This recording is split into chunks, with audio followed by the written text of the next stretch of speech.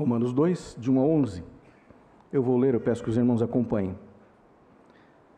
Portanto, és indesculpável, ó homem, quando julgas quem quer que sejas, porque no que julgas ao outro, a ti mesmo te condenas, pois pratica as próprias coisas que condenas. Bem sabemos que o juízo de Deus é segundo a verdade contra os que praticam tais coisas. Tu, ó homem, que condenas os que praticam tais coisas e fazes as mesmas, pensas que te livrará do juízo de Deus? Ou desprezas a riqueza da sua bondade e tolerância e longanimidade, ignorando que a bondade de Deus é que te conduz ao arrependimento? Mas, segundo a tua dureza e coração impenitente, acumulas contra ti mesmo ira para o dia da ira e da revelação do justo juízo de Deus, que retribuirá a cada um segundo o seu procedimento. A vida eterna aos que, perseverando em fazer o bem, procuram glória, honra e incorruptibilidade, mas ira e indignação aos facciosos, que desobedecem à verdade e obedecem à injustiça. Tribulação e angústia virão sobre a alma de qualquer homem que faz o mal, ao judeu primeiro e também ao grego. Porém, glória e honra e paz a todo aquele que pratica o bem, ao judeu primeiro e também ao grego. Porque para com Deus não há acepção de pessoas. Até aqui. Vamos orar mais uma vez? Pai, obrigado pela Tua palavra que foi lida. Agora pedimos que o Teu Santo Espírito a aplique em nossos corações. Queremos entender a Tua mensagem, Senhor. Queremos não ser apenas ouvintes, mas praticantes do que a Tua palavra nos ensina. Portanto, precisamos que o Senhor abra a nossa mente, o nosso coração e nos esclareça, nos dê o devido entendimento de todas as coisas, para que possamos fazer aquilo que Te apraz. Senhor, olha por nós e abençoa-nos. Em nome de Jesus. Amém. Muito bem. O primeiro verso é de onde nós vamos retirar o tema. Diz ali, a indesculpabilidade do homem. Esse é o tema de hoje. Ali o apóstolo Paulo discorre sobre este fato este que já estava no verso 20 do capítulo anterior. Se vocês olharem lá, capítulo 1, verso 20, Paulo vai falando a respeito das coisas criadas e que os homens que não lhe dão a devida atenção são por isso indesculpáveis. Essa palavra aparece aqui novamente, então apresenta a importância que Paulo quer dar a esse assunto. Ele não quer ficar apenas sobre a incapacidade humana de reconhecer Deus através da obra das suas mãos. Ele quer explicitar isso melhor. Ele quer dizer que as pessoas precisam entender que são pecadoras e que são indesculpáveis aos olhos de Deus. A palavra indesculpável é um termo jurídico, aplicado para quem tem conhecimento da lei e a despreza. É o que Paulo vai tratando. Ele diz a lei da natureza, a lei que Deus escreveu nos corações, atesta contra nós, atesta contra todos, dizendo que nós somos indesculpáveis, anapologetos, sem defesa, incapaz de ser defendido, indefensável. Muito bem, o texto de hoje apresenta esse mesmo termo e Paulo vai afunilando, trazendo para o ambiente judaico-cristão, onde vai desenvolver essa ideia da indesculpabilidade a partir da atitude vivida por indivíduos que têm algum conhecimento de Deus. Então, se antes era a revelação da natureza, agora é para aqueles que têm algum conhecimento de Deus. E aí é onde nós nos enquadramos. Todos nós temos esse conhecimento de Deus. Todos nós temos a sua palavra em nossas mãos, a palavra revelada. E essa palavra desta noite, então, é para nossas vidas, para a minha vida e para a sua vida. Primeiro ponto, e aí vai falar de prática, diz lá, a indesculpabilidade do homem que julga o seu próximo. Paulo vai tratar isso nesses primeiros versos. Portanto, és indesculpável o homem quando julgas a quem quer que seja. Não está falando somente aqueles dentro da igreja, mas também fora da igreja. Ele diz, olha, se você emite juízo sobre a vida de alguém, você já está errando. A palavra ali para julgar é crino.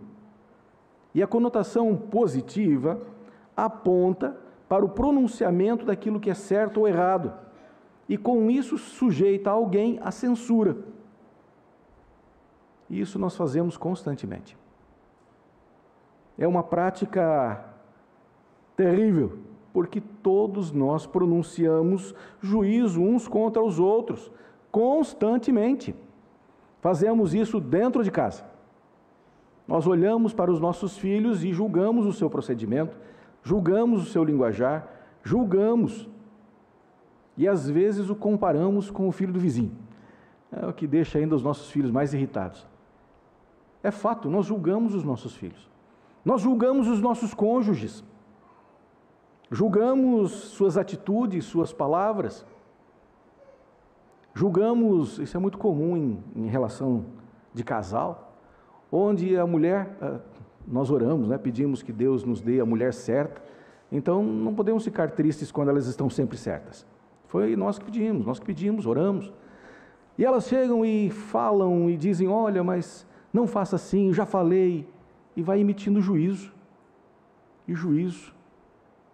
E os homens se ressentem e emitem juízo, mas ela podia ser melhor, ela podia ser mais calma, ela podia.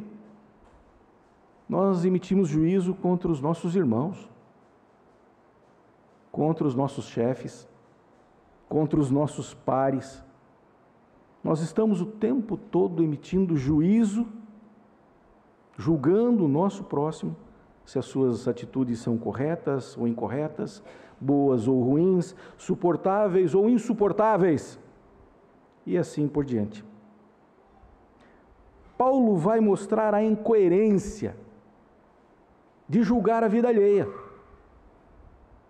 Ele vai dizendo, olha, você está julgando essas pessoas desta maneira, com este crivo, quando você mesmo erra, tropeça nessas coisas. O apóstolo Paulo, mesmo sem conhecer aqueles irmãos, escreve de uma maneira tão clara, tão objetiva, como se os conhecesse de fato, como se convivesse com eles. Ele vai dizendo que antes de julgar o nosso próximo, nós devemos olhar para nós mesmos, para verificar se nós não estamos procedendo desta mesma forma. Vamos a um exemplo bem simples, um que é muito comum e vocês conhecem pessoas assim o tempo todo. Alguém que gosta de fazer fofoca. O que é fofoca? É contar algo de alguém para outra pessoa. Você nem ouviu, não presenciou, mas espalha a fofoca, vai levando para frente. Mas você não gosta quando fazem fofoca de você. É interessante, são 2 pesos e 2 medidas. O apóstolo Paulo está sendo extremamente prático, falando sobre estas questões. É necessário entender que Paulo estava se dirigindo a essas pessoas que faziam tais coisas, como se elas fossem isentas do juízo de Deus. Não, eu sou santo, Deus me salvou, eu sou detentor aqui da graça divina, então eu posso fazer essas coisas. E nós encontramos pessoas assim o tempo todo. Pessoas que se arvoram na sua salvação para dizer que está tudo limpo. Se arvoram no sangue derramado de Cristo Jesus e diz, não, agora eu posso pecar bastante, eu posso falar que não tem problema. O apóstolo Paulo vai dizendo que isso é incoerência, que isso não deve ser feito. Ele orienta para que as pessoas pensem a respeito, está lá no verso 2. Bem sabemos, vocês e eu, que o juízo de Deus é segundo a verdade contra todos os que praticam tais coisas. Todos, ele coloca todo mundo debaixo de uma mesma régua. E aí vem a parte onde nós devemos fazer uma reflexão. Verso 3. Tu, ó homem, que condenas os que praticam tais coisas e fazes as mesmas, pensas que te livrarás do juízo de Deus? Pensa que você está a escape? Pensa que você está imune? Eu imagino que os leitores do apóstolo Paulo, nesse momento, estavam se coçando nos bancos, dizendo, não é bem assim. Tentavam se justificar os seus próprios olhos. Nós sabemos que isso também é uma atitude humana, né? Nós tentamos nos justificar, auto-justificar os erros que cometemos. Muito bem. A aplicação prática. Nosso desafio, meus irmãos, é obedecer aquilo que o Senhor nos determinou, a esse respeito. E para isso eu peço que vocês lembrem das palavras do Senhor Jesus Cristo. Ele diz, não julgueis e não sereis julgados. Não condeneis e não sereis condenados. Perdoai e sereis perdoados. Dai e dar-se-vos-á. Boa medida, recalcada, sacudida, transbordante, generosamente vos darão.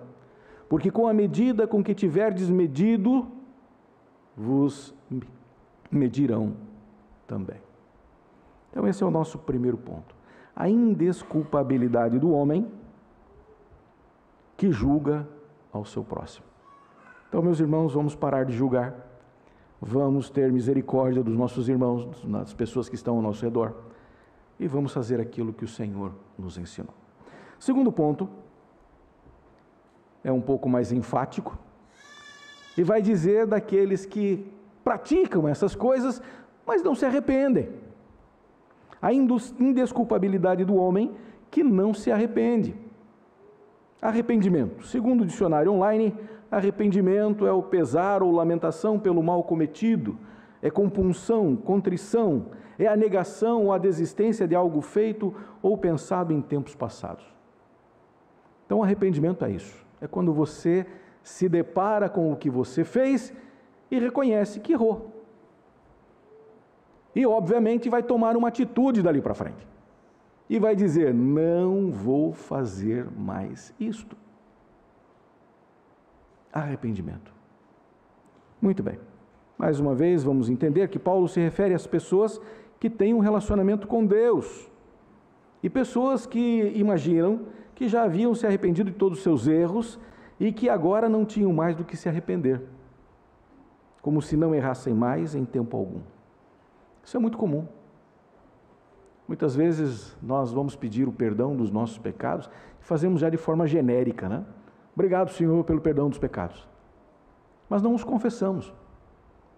Não choramos diante de Deus quando erramos. Não batemos no peito dizendo, Senhor, tem misericórdia de mim, pecador. Simplesmente damos uma cauterizada na nossa mente e dizemos, não, está tudo bem. Deus sabe. Não preciso contar. Não preciso chorar. Não preciso debulhar em lágrimas diante do Senhor. Arrependimento. Provérbios, capítulo 21, verso 2 diz assim, todo o caminho do homem é reto aos seus próprios olhos, mas o Senhor sonda os corações.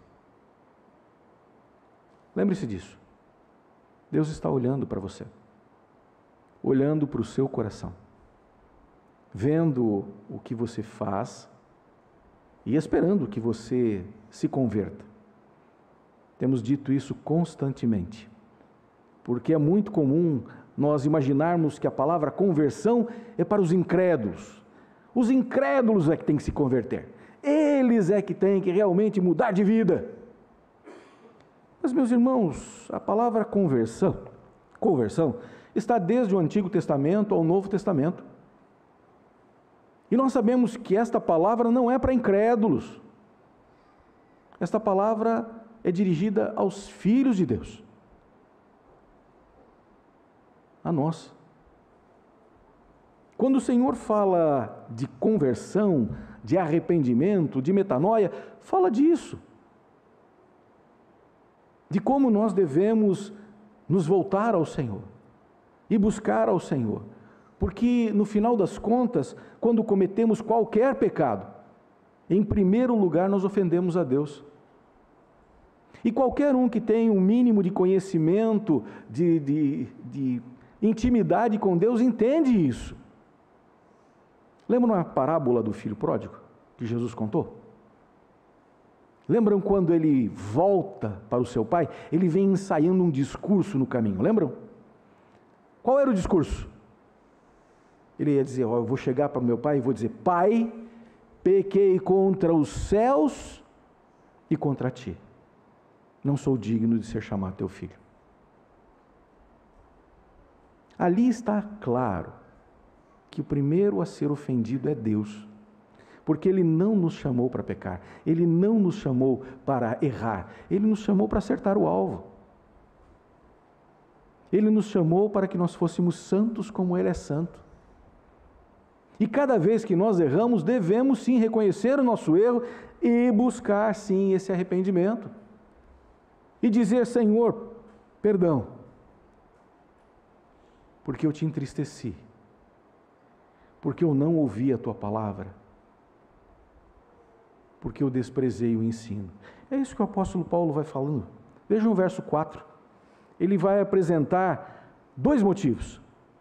Porque o homem tem essa falta de arrependimento. Verso 4. Ou desprezas a riqueza da sua bondade, tolerância e longanimidade, ignorando que a bondade de Deus é que te conduz ao arrependimento? Aqui nós temos o desprezo pela bondade, pela paciência, por tudo aquilo que Deus já fez, e também temos a ignorância da bondade de Deus que conduz ao arrependimento. O arrependimento sincero, meus irmãos, ele vem através de uma ação de Deus. Somente é o Senhor que consegue revelar aos nossos olhos o nosso verdadeiro erro. E eu tenho certeza que o Espírito Santo de vez em quando faz isso com vocês. E diz, você errou, volta, se arrepende. E não há vergonha nenhuma em reconhecer o erro.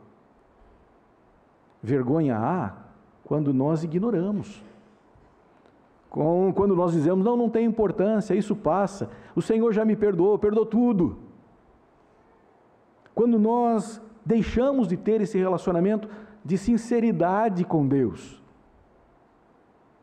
e vamos no genérico.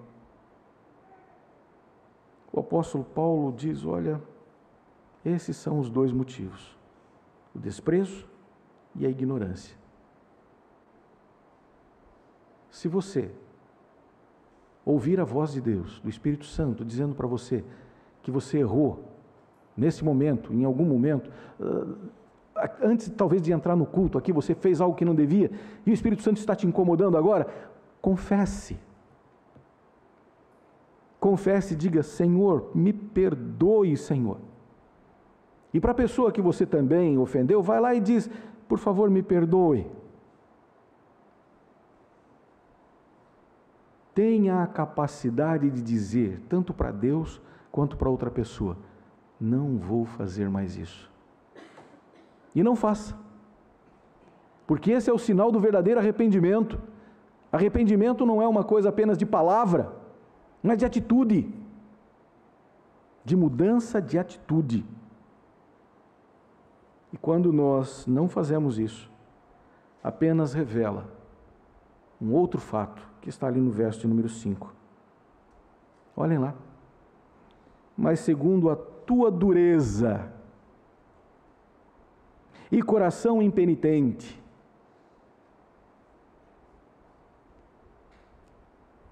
quando você não quer se dobrar, quando você pode até admitir o seu erro, mas de forma alguma vai pedir perdão. Ou tenta projetar sobre outra pessoa. E dizer, eu errei, mas foi culpa dela. O apóstolo Paulo está dizendo a esses irmãos algo extremamente prático para a vida, para o dia a dia, para o cotidiano. Não endureça o seu coração. Não endureça o seu coração. Porque isso tem consequências. Segunda dureza e coração impenitente. Impenitente é aquele que não se arrepende, aquele que não se dobra. Vamos às palavras propriamente ditas ali em grego. Dureza é esclerotes, vem de esclero. Alguns talvez tenham esclerodermia. Já sabe o que é, vem de dureza, pele dura. Esclerotes, duros, obstinados, teimosos.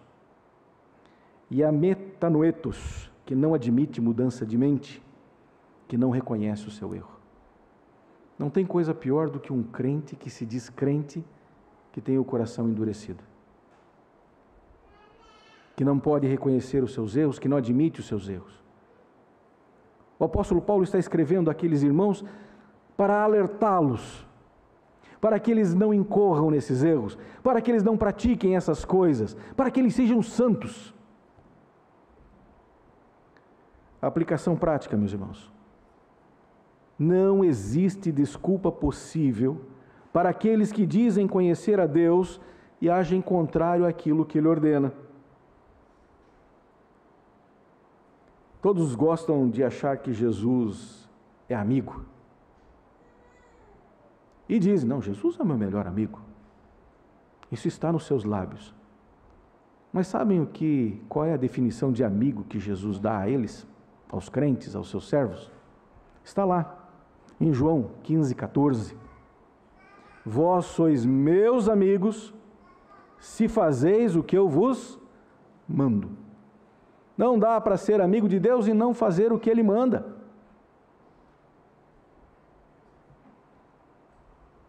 Corações endurecidos, falta de arrependimento e desprezo pela rica bondade de Deus, obterão a sua justa recompensa em tempo oportuno. É o que Paulo vai discorrer nos versos seguintes ali. E essa recompensa não será agradável. E aí vem a seguinte reflexão para a sua vida. Diga e responda para você mesmo. Como está o seu coração? Ele está endurecido? Como anda o seu relacionamento com Deus? Você tem do que se arrepender hoje? Sempre é tempo para que nós nos arrependamos e busquemos a Deus. Talvez você diga, pastor, não era essa a palavra que eu queria ouvir essa noite. Eu queria algo mais brando, algo mais agradável, algo mais tolerável aos meus ouvidos. Mas eu quero mostrar a vocês que se vocês ouvem, e se vocês realmente atenderem, vocês vão entender o que está em Apocalipse 3,19. Quando fala do Senhor, Ele diz assim, eu repreendo e disciplino a quantos amo. Sê, pois, zeloso e arrepende-te. Terceiro e último ponto, meus irmãos. A indesculpabilidade do homem aos olhos do Senhor. A partir do verso 6, o apóstolo se dedica a falar sobre as consequências dos corações duros e impenitentes. Deus, o justo juiz, julgará cada um segundo os seus atos. E isso encontra referência no julgamento do trono branco, descrito em Apocalipse 20, de 11 a 15. Vocês já conhecem? Quem não conhece, abra sua Bíblia, veja lá, leia. Apocalipse 20, de 11 a 15, retrata o momento do Senhor Jesus Cristo que há de julgar todos, os vivos e os mortos naquele momento. Todos. E 2 livros serão abertos. Um é o livro da vida, e outro é o livro das obras. E todos serão julgados pelo livro das obras. A salvação está no livro da vida. O nome tem que estar inscrito ali para que possa entrar na vida eterna. Mas tanto para aqueles que vão para o céu, quanto aqueles que vão para o inferno, lhes será dada a justa recompensa pelos seus atos. Se nós imaginamos que o inferno é um lugar onde não vai ter sofrimento diferenciado, falta de leitura bíblica, porque de fato será. Se nós imaginamos que no céu todo mundo vai ser igual, não. Haverá galardões, recompensas. E isso está aqui na Bíblia. E o apóstolo Paulo está falando para eles, dizendo: olha, tanto os salvos quanto os não salvos serão julgados por suas obras. Obras não salvam. Não salvam em hipótese alguma. Mas elas servem para definir os galardões, as recompensas. O apóstolo Paulo vai falando sobre isso do verso 6 em diante. Vida eterna aos que, perseverando em fazer o bem, procuram glória, honra e incorruptibilidade. Perseverar é o ato de fazer isso com constância. Demanda esforço. Obviamente, essa palavra por si só já diz que haverá barreiras que deverão ser transpostas. Perseverar é isso. Perseverar em fazer o bem não é fazer o bem de vez em quando, é fazer sempre. Buscar a glória de Deus, sempre. Buscar a honra do Senhor, sempre. Buscar a sua santidade de vida, sua incorruptibilidade, sempre. 24 horas por dia. Estes estão debaixo da graça de Deus e vão receber um bom galardão. O verso 8: mas ira e indignação aos facciosos, que desobedecem a palavra e obedecem à injustiça. Tribulação e angústia virão sobre a alma de qualquer homem que faz o mal, o judeu primeiro e também o grego. Ele vai dizendo: não vai escapar ninguém. Ninguém. Verso 10 fala de novo daqueles que perseveram em fazer o bem. Glória, porém, honra e paz a todo aquele que pratica o bem, ao judeu primeiro e também ao grego. Porque para com Deus não há acepção de pessoas. Muito bem, meus irmãos. O que nós podemos tirar daqui de aplicação prática para a nossa vida? Paulo reitera que Deus não faz acepção de pessoas. Para Deus não existe pecadinho e pecadão. É pecado. E o salário do pecado é? Vocês sabem disso. Isso significa que ele não faz distinção. E aqueles que fazem parte do seu povo também estão debaixo do seu olhar. E ele, como justo juiz, dará o galardão conforme o seu juízo. Conclusão. Paulo fala com propriedade a respeito da indesculpabilidade do ser humano diante de Deus. Por melhores que sejam as intenções, as ações, as palavras, ainda assim todos são réus de juízo. E o Senhor está atento ao que cada um faz, pensa, sente e fala. Ninguém está a escape dos olhos de Deus, dos ouvidos de Deus. Somente a graça divina é capaz de conduzir ao verdadeiro arrependimento, e somente o seu poder pode ajudar a viver de forma digna e que lhe agrade. Portanto, eu quero encerrar essa mensagem com as palavras do profeta Isaías. Eu quero que vocês abram suas Bíblias. Isaías capítulo 5, versos 6 e 7.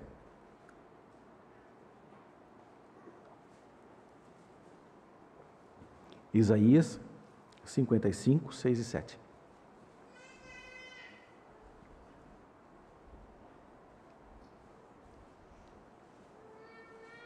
Entenda que esta palavra é para você. Buscai o Senhor enquanto se pode achar. Invocai-o enquanto está perto. Deixe o perverso o seu caminho, o iníquo os seus pensamentos. Converta-se ao Senhor, que se compadecerá dele. E volte-se para o nosso Deus, porque é rico em perdoar. Que o Espírito Santo aplique essa palavra ao seu coração nessa noite.